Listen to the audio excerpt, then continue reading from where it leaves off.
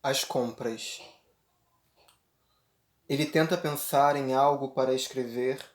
tenta desenvolver alguma ideia para um texto, um poema, quem sabe, mas acha melhor não. Já escreveu poemas demais esses dias em que muita gente tem escrito tanta coisa e outras só logram a brancura do papel, ou a tela iluminada do computador sem nenhuma revelação superior,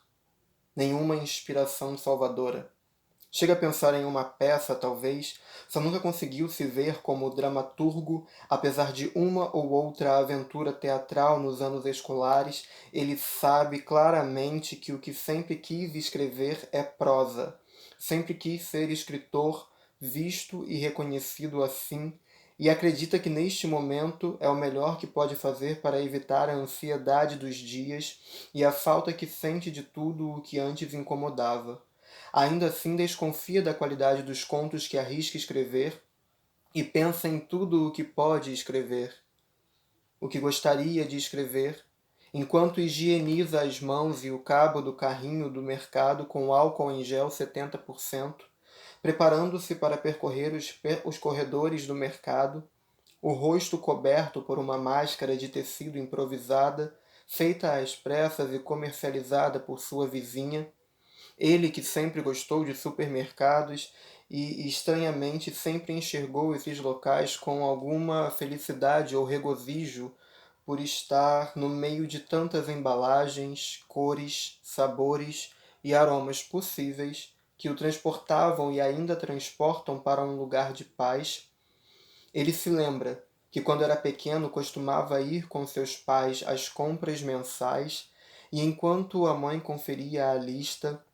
o pai pegava os produtos e alimentos e ele se divertia sentado dentro do carrinho ou correndo pelas seções,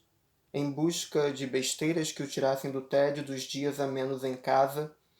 Lembra que naquele tempo, embora já houvesse vírus e bactérias circulando pelo ar sendo transmitidos de pessoas para pessoas,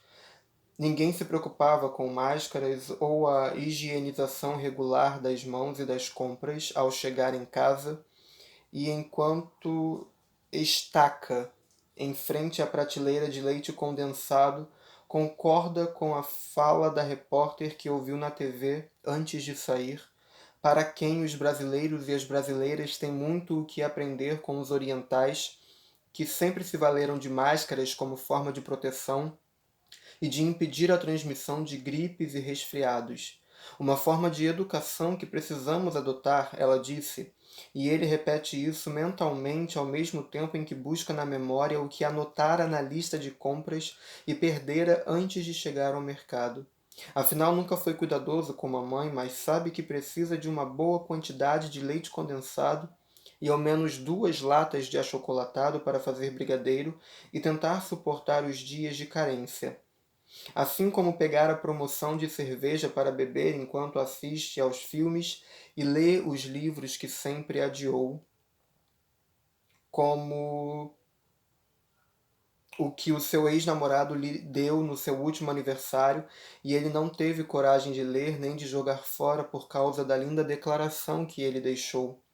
O mesmo ex-namorado com quem sonhou encontrar na rua junto com seu noivo atual, que ele conhece apenas por fotos e por quem não nutre nenhum tipo de sentimento ou opinião.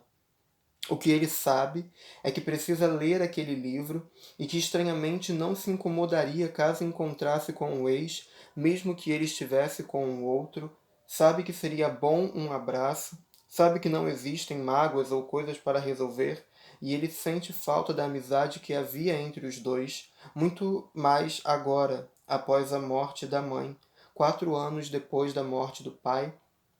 os dois que voltavam com ele de táxi para casa quando saíam dos supermercados da infância. Viagem que ele sempre esperava ansioso, acreditando que andar de táxi conferia algum status social ou econômico para a família, diferente dos vizinhos. Coisa que agora sabe que nunca foi real, agora que ele está sozinho, filho único que sempre foi, pensa que precisa escrever, pensa no que escrever e tudo o que consegue é se perder na leitura dos rótulos, investigando os valores do arroz, torcendo para que ninguém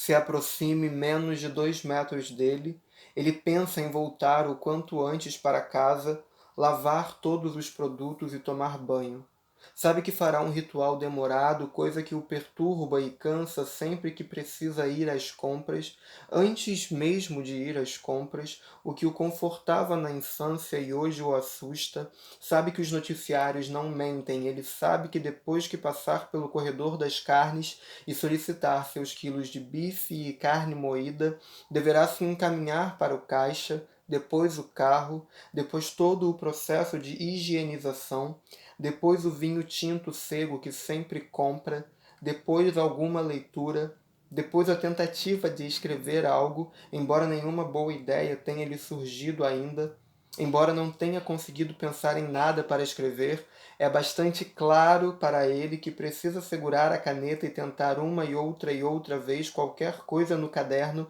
para encontrar algum sentido, porque precisa escrever, porque precisa provar a si mesmo que existe, que continua vivo e precisa deixar as suas marcas. Afinal, ninguém sabe quem continuará vivo ou não. Basta ouvir os telejornais ou as conversas nas ruas, ele sabe que precisa escrever mesmo sem saber o que, talvez sobre a sua ida ao mercado, talvez sobre o sonho do encontro que teve com o ex-namorado e seu noivo, sonho que o fez lembrar de uma frase que ouviu em uma das muitas séries que assistiu nos últimos dias e que dizia: "O amor é uma selvageria", coisa que grudou em sua pele, mas que não chegou a inspirá-lo verdadeiramente, mesmo sabendo que precisa retomar o seu projeto ou sonho, porque acredita que escrever é a sua respiração, porque acredita que este é o momento, que é o que ainda pode fazer ou o que lhe resta fazer, mesmo que muitas vezes, como nesses dias, não saiba sobre o que ou como escrever, ou como começar ou terminar. Ele apenas sabe que escreve, como quem sabe que amanhã haverá outro dia e talvez um novo texto, ou a continuidade de um texto, ou talvez o fim de um texto. Ele sabe.